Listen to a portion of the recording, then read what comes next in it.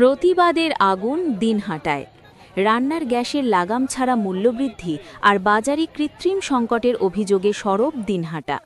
রাস্তায় নেমেছে তৃণমূল কংগ্রেস, সাধারণ মানুষের পক্ষে তাদের দৈনন্দিন জীবনের লড়াইয়ের পাশে দাঁড়িয়ে। মিছিলে নেতৃত্ব দিয়ে রাজ্যের মন্ত্রী উদয়ন গুহ সরাসরি কেন্দ্রীয় সরকারের নীতির বিরুদ্ধে তোপ দাগেন। তিনি বলেন, একদিকে গ্যাসের পর্যাপ্ত মজুতের দাবি, অন্যদিকে হঠাৎ মূল্যবৃদ্ধি, এ যেন সাধারণ মানুষের ওপর বাড়তি বোঝা চাপানোর কৌশল।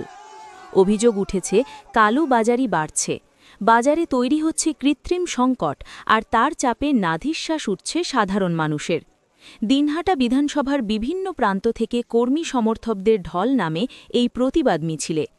এই লড়াই শুধুমাত্র গ্যাসের দামের বিরুদ্ধে নয়, এটি সাধারণ মানুষের অধিকার রক্ষার লড়াই। একই সঙ্গে ছিটমহল এলাকার বাসিন্দাদের ভোটাধিকার নিয়েও তীব্র প্রশ্ন তোলেন উদয়ন গুহ।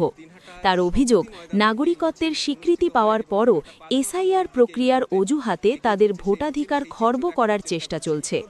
মানুষের দুর্ভোগের বিরুদ্ধে আমরা রাস্তায়, এই বার্তাই তুলে ধরে তৃণমূল কংগ্রেস। ক্যামেরায় দেব, আপনারা দেখছেন মাথাভাঙা নিউজ পোর্টাল।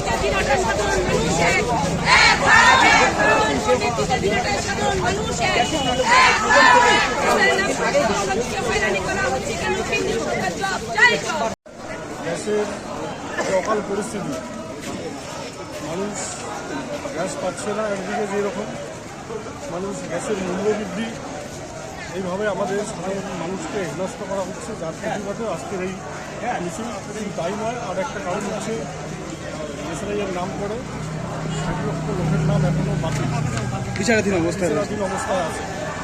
তো এবার সেটা কেন হলো, আমরা যেটা দেখেছি, হয়তো বা বাবার নাম আছে, ছেলের নাম নেই। বাবার নাম থাকলে ছেলের নাম কী করে বাদ যায়? এটা আমরা নির্বাচন কমিশনের কাছে দাবি রাখবো এবং কেন্দ্রীয় সরকারের কাছে আমরা এটা দাবি রাখবো।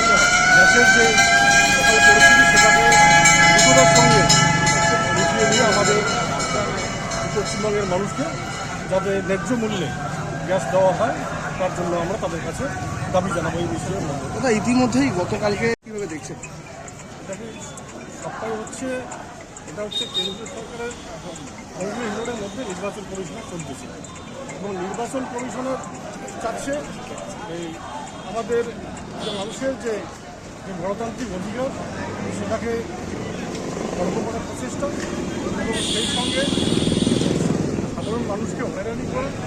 সর্বক্ষেত্রেই নির্বাচন কমিশনার ভারতের যে সংবিধানকে লঙ্ঘন করে তারা তাদের মর্জি মতো, তাদের ইচ্ছা মতো তারা কাজ করে যাচ্ছে।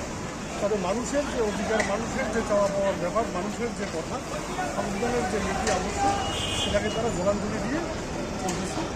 এই প্রতিবাদে আমরা প্রতিনিয়ত মুখে দাঁড়াবো, পরে সুখে দাঁড়াবো।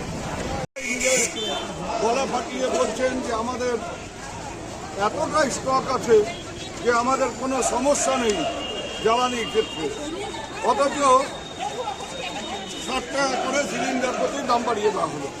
তাহলে এই দামটা কাদের জন্য বাড়া হলো?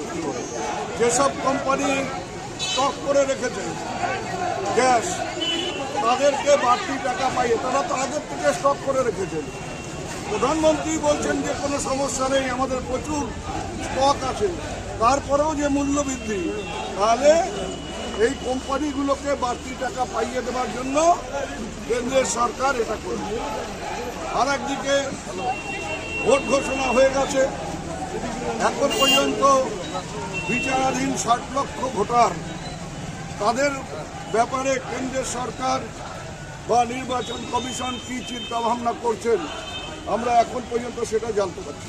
ছিটমহলের বাসিন্দারা তো অনেকেই, এটা ছিটমহলের সাবেক ছিটের বাসিন্দাদের প্রত্যেককে ভোট দেওয়ার বন্দোবস্ত কেন্দ্র সরকারকে করতে হবে, কারণ এই বাধ্যবাধকতা কেন্দ্রের সরকারের, তারাই তাদেরকে ভারতীয় নাগরিক হিসেবে স্বীকৃতি দিয়েছেন।